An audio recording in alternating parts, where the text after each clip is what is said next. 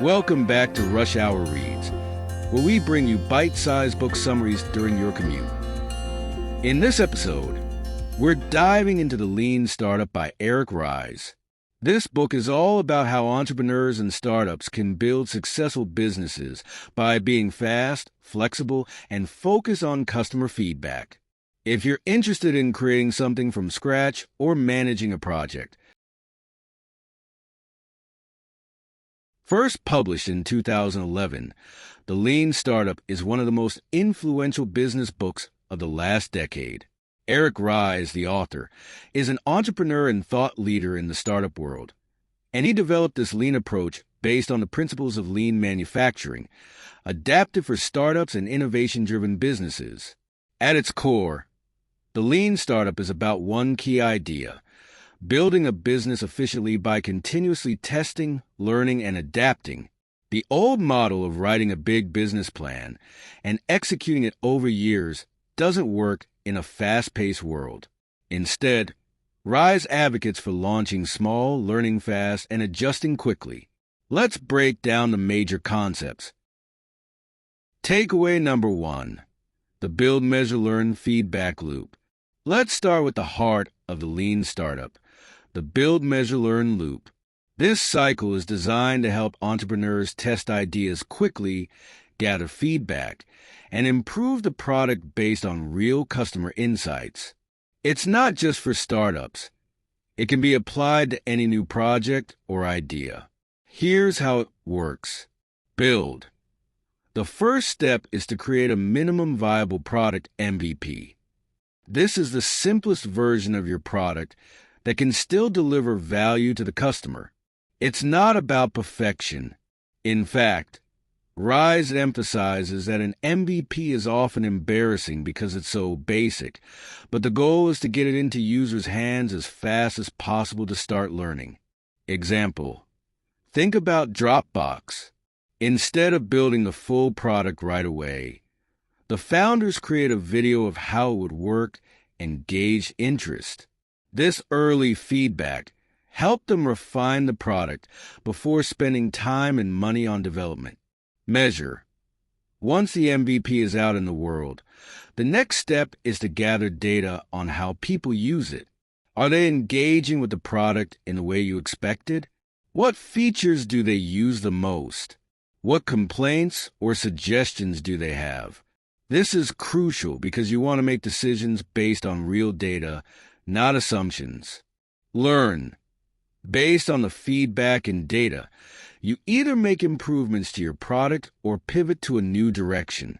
The goal is to learn whether your original assumptions about your customers and the product were right.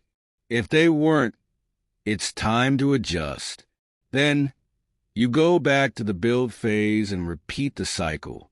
The faster you can go through this loop, the more efficient your business will be. Instead of wasting time building something nobody wants, you're constantly refining your product to better meet customer needs.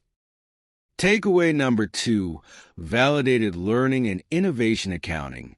Now, let's dive deeper into validated learning. Rise emphasizes that learning quickly is the key to success in a startup. But it's not just any kind of learning. It's validated learning, which means gaining insights through real customer interactions, not guesses or assumptions. Many startups fall into the trap of vanity metrics, numbers that look good but don't actually provide valuable insights. For example, getting a lot of likes on social media doesn't necessarily mean your product is gaining traction. Rise calls for using actionable metrics that tell you whether your product is genuinely solving a problem for customers. To support this, Rise introduces a concept of innovation accounting. This is a way to track progress through small experiments, learning from each one and adjusting based on the results. Think of it as a scientific approach to business. Run experiments, measure the results, and pivot or persevere based on data. Takeaway number 3: the importance of pivoting. One of the most critical decisions any entrepreneur will face is whether to pivot or persevere. As you go through the build, measure, learn loop, the feedback will often tell you that something isn't working. When that happens, you have two choices. You can either persevere and continue refining your current strategy, or you can pivot. Make a major change to your business model or product based on what you've learned. Pivoting is not about giving up. It's about being flexible and using data to guide you in the right direction. In fact, many successful companies have pivoted early on.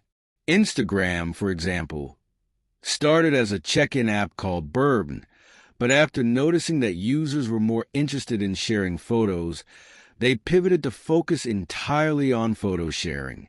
That change is what led to their massive success. However, deciding when to pivot can be tricky. Ries suggests using a set of clear metrics to help guide this decision.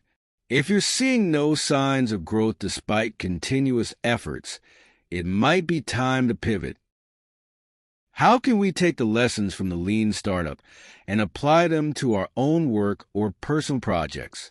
Whether you're working on a side hustle, a new app, or even just improving your daily routines, the Build, Measure, Learn loop can be a valuable tool. Here's how you can put these principles into practice. Start small and test. If you're working on a big idea, don't try to perfect everything before launching. Start with a minimum viable version. If you're developing a product, try creating a simple prototype or even a demo. Get feedback as soon as possible to avoid investing time and money in something that might not work. Track the right metrics. In your own projects, focus on metrics that give real insight into your progress. For example, if you're trying to build better work habits, track how much productive time you spend each day instead of simply logging hours worked. It's about quality, not just quantity. Be ready to pivot. This is important not only in business, but also in personal growth. If your current strategy for improving productivity, fitness, or learning isn't working, it might be time to pivot. Try a new approach. Track your results and make adjustments based on what you learn. In summary, the lean startup teaches us that the most successful businesses are those that learn quickly and adapt. The Build, Measure, Learn loop, validated learning, and the ability to pivot or persevere are crucial for any startup. But these lessons can apply to almost any area of life. One personal takeaway for me is the idea of starting small and iterating quickly. Instead of getting overwhelmed by trying to perfect something, I've learned to take small steps, gather feedback, and make improvements along the way. It's a much more flexible and less stressful way to approach challenges. Thanks for listening to this episode of Rush Hour Reads. I hope you found the insights from the Lean Startup helpful for your projects or ideas. Remember, whether you're an entrepreneur or just looking to improve your work habits, the principles of testing, learning, and adapting can make all the difference. Next week, we'll be diving into a completely different but equally powerful book, The Power of Now by Eckhart Tolle. It's all about finding peace in the present moment and reducing stress. Be sure to subscribe so you don't miss it. Also, don't forget to leave a review and share this episode with a friend who might benefit from it. This has been Rush Hour Reads. See you next time.